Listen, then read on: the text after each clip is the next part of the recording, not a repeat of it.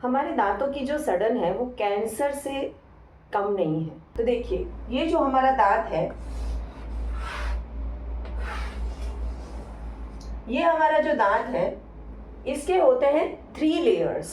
ये जो पहला वाला लेयर है जो आपको दांत में दिखता है वाइट कलर का, उसको बोलते हैं इनेमल।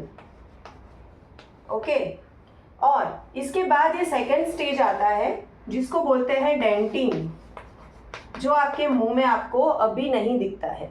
वो जो डेंटिन है वो आप किसके लिए जिम्मेदार है? जब आपको दांत में झंझनाहटी होती है तो उसके लिए ये डेंटिन जिम्मेदार है। ये झंझनाहटी इसलिए होती है क्योंकि आपका ये इनेमल घिस चुका है और ये डेंटिन का पार्ट आपके मुंह में एक्सपोज हो गया है। ये इनेमल आपका घिस चुका है, तो इनेमल चला गया यहाँ से, तो ये जो डेंटिन लेयर है वो आपके मुंह में एक्सपोज हो गया। तो जो भी आप ठंडा खाओगे, गरम खाओगे, मुंह में सलाइवा होगा, वो सब यहाँ पे डेंटिन में डायरेक्टली डेंटिन को टच होगा। और डेंटिन लेयर में होती है डेंटाइनल ट्यूब्यूल्स। क्या होता है? डेंटाइनल ट्यूब्यूल्स। ये डेंटाइनल ट्यूब्यूल्स आपकी झंझनाहटी के लिए, सेंसिटिविटी के लिए जिम्मेदार है। क्यों ऐसा है? क्योंकि ये जो थर्ड स्टेज में अब आपको बताने वाली हूँ, दांत का थर्ड जो लेयर है वो है पल्प। ये पूरा पल्प है, ये थर्ड लेयर है, इसको बोलते हैं पल्प। इसको पल्प क्यों बोलते हैं? क्योंकि यहाँ से ये आपका बोन है जिसमें आपका दांत है, तो ये बोन में से होके यहाँ से नर्व्स, ब्लड सप्लाई सब दांत में जाता है। नर्व सप्लाई, ब्लड सप्लाई सब दांत में जाता है और दांत को जिंदा रखता है। तो ये जो ब्लड सप्लाई, नर्व सप्लाई जो दांत में है, जो रूट है जो आपके बोन के अंदर है, इतना पार्ट आपके बोन के अंदर है, ये रूट है, इसको बोलते हैं पल्प। और जिस क्षण आपका ये डेंटल डीके, आपका जो सड़न है वो इस पल्प तक पहुंचा, ये डेंटिन के लेयर से प्रोग्रेस होके पल्प तक पहुंचा, तो आपको एकदम से इंटेंस पेन होता है। आप सो भी नहीं पाते हो, आपको तुरंत मेडिसिन लेनी पड़ती है। इसके लिए बोलते हैं कि जब आपको दांत का पेन होता है तो worst pain, second worst pain in the world, first is labour pain, second is दांत का पेन, इतना इंटेंस होता है। इसमें ऐसा है कि जैसे ही आपका ये अब आप आते हैं डेंटाइनल ट्यूब्यूल्स पे, तो ये जो डेंटाइनल ट्यूब्यूल्स डेंटिन लेयर में होती है वो डायरेक्टली यहाँ कनेक्टेड होती है। ठीक है, जैसे ही आप ठंडा खाते हो, गरम खाते हो, तो वहां से जो सेंसिटिविटी है वो डेंटाइनल ट्यूब्यूल्स में से आपके पल्प में जाती है और आपका दांत में जो नर्व सिस्टम है वो तुरंत रिएक्ट करता है। वो रिएक्ट करने के कारण आपको एकदम से झंझनाहटी महसूस होती है। इसलिए ये डेंटाइनल ट्यूब्यूल्स है वो झंझनाहटी के लिए रिस्पॉन्सिबल है। जब भी आपका दांत घिस जाता है, इनेमल का लेयर जो यहाँ पे था वो चला जाता है और डेंटिन कहीं भी छोटे से भी पार्ट पे अगर डेंटिन एक्सपोज्ड है, चलिए पूरा डेंटिन इनेमल लेयर नहीं घिसा है, सिर्फ इतना लेयर घिसा है इनेमल का, तो इतने लेयर में से आपका आइसक्रीम का जो पार्ट है वो नीचे आएगा, डेंटाइनल ट्यूब्यूल्स को स्टिम्युलेट करेगा और वो स्टिम्युलेशन पल्प में जाएगा। पल्प में जाके वो दांत एकदम से रिएक्ट करेगा क्योंकि वहाँ पे नर्व सप्लाई है, ब्लड सप्लाई है। ठीक है, उसके बाद अब हम बात करते हैं दांतों की सड़न की। जब भी दांतों का सड़न होता है, यहाँ पे अगर सड़न है, this is called dental decay, दांत का सड़न, डेंटल डीके। ठीक है, ये दांत का सड़न यहाँ पे है, आपको पता नहीं है क्योंकि यहाँ पे इनेमल में जब होगा दांत का सड़न तो आपको कोई सिम्टम नहीं होंगे, ना आपको दर्द होगा ना कुछ होगा। जैसे ही आप इसको ट्रीट नहीं करते हो, आपको पता ही नहीं है, आप रेगुलर चेकअप के लिए नहीं जाते हो। अगर रेगुलर चेकअप के लिए नहीं जाओगे तो आपको डेंटिस्ट बता नहीं पाएंगे कि आपके दांत में सड़न स्टार्ट हो गई है, और आपको तो पता चलेगा नहीं क्योंकि उसमें कोई सिम्टम नहीं है। तो ये जो सड़न है वो प्रोग्रेस होगी और ये सेकेंड लेयर जो है डेंटिन, वहां तक पहुंचेगी ये सड़न। ठीक है, डेंटिन तक पहुंची, अभी तक आपको कोई सेंसिटिविटी नहीं होगी, कोई आपको दर्द नहीं होगा, तो आप उसको इग्नोर करोगे, आप चेकअप नहीं करवाओगे, आपको पता ही नहीं है कि डेंटिन तक सड़न आ चुकी है। उसके बाद भी आप ट्रीटमेंट, चेकअप नहीं करवाते हो तो पता ही नहीं है, तो ट्रीटमेंट भी नहीं करवाते हो, तो उसके बाद ये सड़न और प्रोग्रेस होती है और ये थर्ड लेयर पे जाती है। ये सड़न जैसे ही ये थर्ड लेयर पे पहुंची, उसके बाद आपको इंटेंस पेन होगा, तो तुरंत आपको पेन किलर लेनी पड़ेगी। आप सोओगे तो ज्यादा पेन होगा, आप रात में अगर पेन होता है तो पूरी रात सो नहीं पाओगे, तुरंत पेन किलर लेनी पड़ेगी। ऐसा क्यों होता है? Why second worst pain in the world है दांत का पेन, क्योंकि दांत है ना चारों तरफ से बंद है, यहाँ भी बोन है, यहाँ भी बोन है, नीचे भी बोन है और ऊपर भी ये लेयर डेंटिन का लेयर है, तो ये पूरा बंद है। कैविटी जो है ये वाला पल्प वो पूरा क्लोज्ड कैविटी है, it is closed cavity, close space है।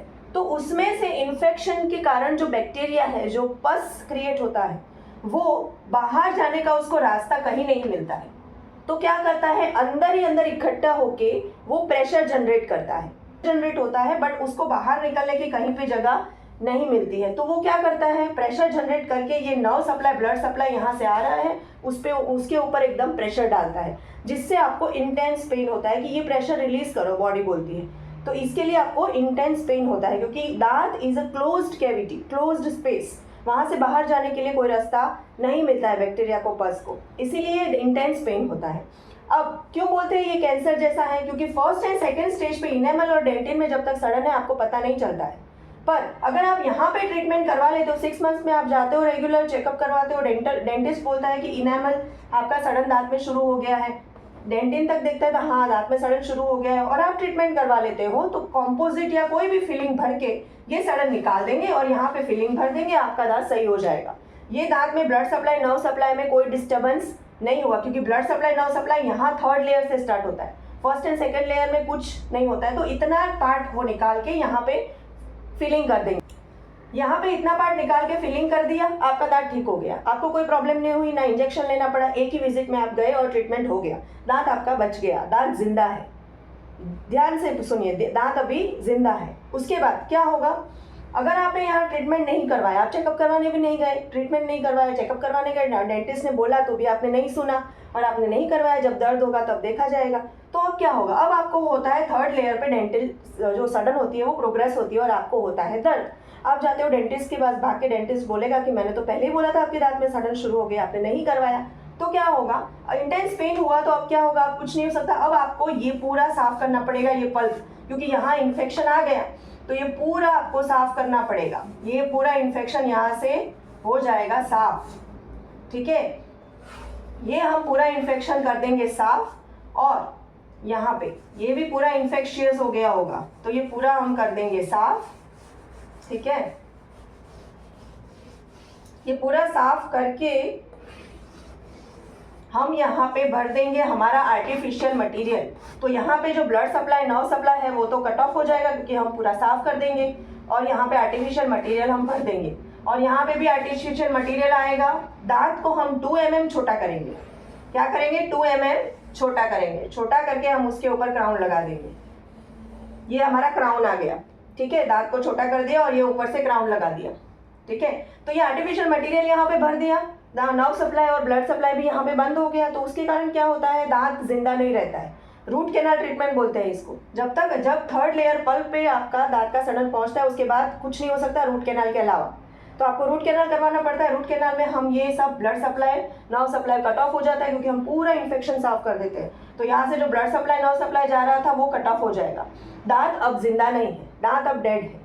तो पहला डिसएडवांटेज क्या है, आपको सडन पहले और सेकेंड लेयर पे ठीक नहीं करवाने का, आपका दांत बचेगा नहीं, आपका दांत रूट कैनाल करवाने के बाद डेड है, तो उसके बाद डेड दांत पे अगर कोई भी प्रेशर पड़ेगा तो वो क्या हो जाएगा, तुरंत टूटेगा, तो उसके ऊपर हमको कवर लगाना पड़ता है, जिसके कारण डायरेक्ट खाने का प्रेशर, कुछ भी प्रेशर डायरेक्ट दांत पे नहीं आए, पर ये कवर पे आए, ये जो क्राउन करवाया है दांत के ऊपर उस पे आएगा प्रेशर, तो ये दांत जो अंदर का है वो सेफ रहेगा, वो टूटेगा नहीं, क्योंकि डायरेक्ट प्रेशर नहीं आएगा, दांत जिंदा नहीं है इसलिए डायरेक्ट प्रेशर उस पर नहीं डाल सकते, इसके लिए कवर करवाना पड़ेगा। अब कॉस्टिंग कितना बढ़ जाएगा, रूट कैनाल ट्रीटमेंट है तो 2 या 3 सिटिंग लगेगी आपको, अभी तो 1 सिटिंग भी होता है।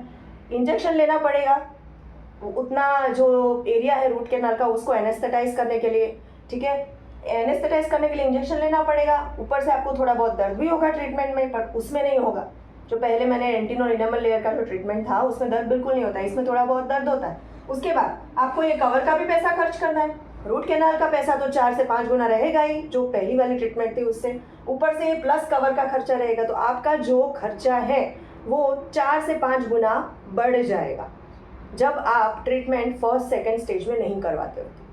इसीलिए इसको बोलते हैं कि dental decay is equal to cancerous cancer होता है। क्यों? क्योंकि उसमें भी वही होता है, इसमें भी वही होता है। जब आप शुरू में प्रिवेंटिव ट्रीटमेंट ले लेते हो, शुरू में ही आपको पता चल जाता है और आप ट्रीटमेंट करवा लेते हो, तो आप बच जाते हो, आपका दांत बच जाता है। ठीक है, तो ये पूरा मैंने आज डेंटल डीके क्या होता है, दांत की सड़न क्या होता है, उसके ऊपर मैंने आपको आज पूरा एक्सप्लेन किया। आपको पूरा कंसेप्ट क्लियर हो गया होगा कि दांत की सड़न कैसे प्रोग्रेस होती है, क्या होता है। आप मुझे बताना कि आपको नेक्स्ट वीडियो किस टॉपिक पे चाहिए, और मैं आशा करती हूँ तो आपको ये चैनल पसंद आया होगा, तो आप सब्सक्राइब कर लीजिएगा। मैंने डेंटल क्राउन पे एक और वीडियो बनाया है जो मेरे चैनल पे है, अगर आप इंटरेस्टेड हो तो आप देख सकते हो कि डेंटल क्राउन क्यों करते हैं और कितने टाइप के होते हैं। मुझे कमेंट में बताना कि आपको नेक्स्ट वीडियो कौन से टॉपिक पे चाहिए डेंटिस्ट के रिलेटेड, जो आपको पता नहीं चलता है, आप कंफ्यूज हो, तो मैं आपके सारे कंफ्यूजन और कंसेप्ट क्लियर कर दूंगी। Thank you so much. Bye bye. Subscribe the channel, like the video, share this video with your friends and family, तो उनको भी पता चले कि डेंटल ट्रीटमेंट अर्ली स्टेज में करवाने का क्या फ़ायदा रहता है। मिलते हैं नेक्स्ट वीडियो में। Bye bye.